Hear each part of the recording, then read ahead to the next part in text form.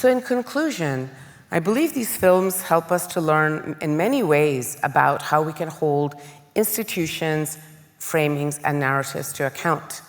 Because we can learn from various voices and perspectives on how to listen and reevaluate, and how we can use our privileges for recentering marginalized voices that are reinventing better futures already.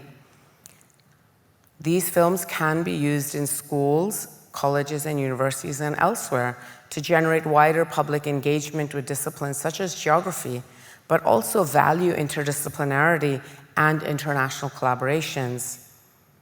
The lingering impacts of colonialism mean we must decolonize climate, how climate governance operates. And what we can start to do is do that through our pedagogy, praxis, and our own re-education and relearning. This process helps us figure out what gaps exist in our knowledge and frameworks, the range of issues at stake, the challenges that exist, and then we can start to question where power lies and what can be done about it so that we can have more forceful roles in global governance and policymaking in positions that are presented as the end-all and be-all.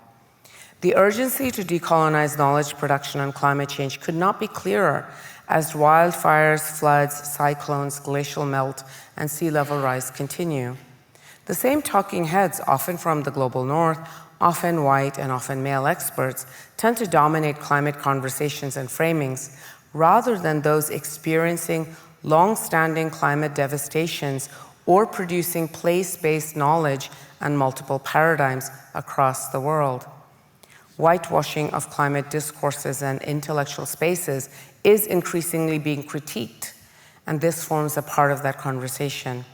Thus, decolonizing climate is very much about knowledge production in terms of who is cited, who is taught, who is read, which epistemologies we value, whose ontologies we give attention to, and so on, but also who is invited to speak, who is heard, who helps set agendas. It is not just about having a seat at the table, for instance, participating at a climate conference, but determining what the table is.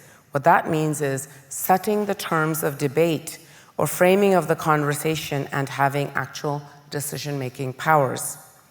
Ultimately, it is a shifting of the critical geopolitics of knowledge production as well as re-evaluating expertise and experts. My argument in closing is that we need to decolonize conventions and systems. To do that, we have to decolonize our educational systems and the structures that enable us to ask questions, to peel back layers, to question our own understanding, our epistemologies, our methodologies, and our pedagogies. This is not an easy task, and sometimes it is not desired, but it is often pushed back against from within our own institutions. But it is incredibly necessary that we collectively participate in doing this. However, a caveat: decolonizing does not mean diversifying or tokenizing other people's participation in already preset agendas and plans in various processes. It involves redefining power relations so that epistemic justice can exist to begin with. This means we must decolonize our minds and educate ourselves away from systems that result in runaway unsustainability and the valuation of profit and destruction in the name of growth and progress. Ultimately, if we want to think about decolonizing institutions and higher education, we need to think about it as a collective project. No one single individual or single university or institution is going to be able to achieve this, or any single academic on their own.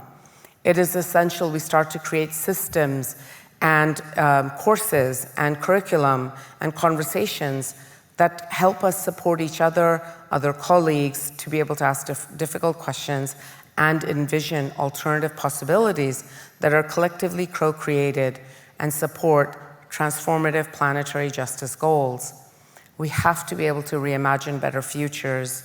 I believe these films and others like it help us think about that hopefulness that Dr. Salim al-Haq ended with. But it is about those overcoming the challenges and not to carry a vacuous hope, but recognize how we can be full of curiosity, wonder, collaboration, celebration abundance, and conviviality, these are just starting points of a conversation, and this is what public scholarship is about. It is that journey where we can learn from different voices and viewpoints across the global north and global south, and it is very much about learning and listening, but without meddling and having that uncomfortable conversation. I believe this promotes geographical contribution to the world and helps to resolve the climate crisis at the same time. For this, we have to take risks, be reflexive, and be adaptable. Finally, to decolonize climate, ultimately, we need to recognize that we have to tackle the complexities of colonialism, imperialism, capitalism, and development in the reproduction of ongoing colonialities through existing global governance structures, discursive framings, material outcomes, and imagined futures, all of which are linked to our educational systems and professional organizations. This requires that continual reflexive work, standing with others and creating space for others, and recognizing the importance of research and pedagogical ethics and praxis. In the end, I think all these films help us on that journey. They help prompt us to ask those difficult questions. It behooves geographers and related cognate scholars, scientists, activists, and everyday citizens to improve ourselves.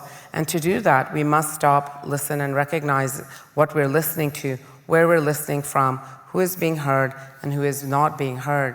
Because in the end, decolonization is not about having a seat at the table, but burning the table down and building something much better for the future. Thank you very much.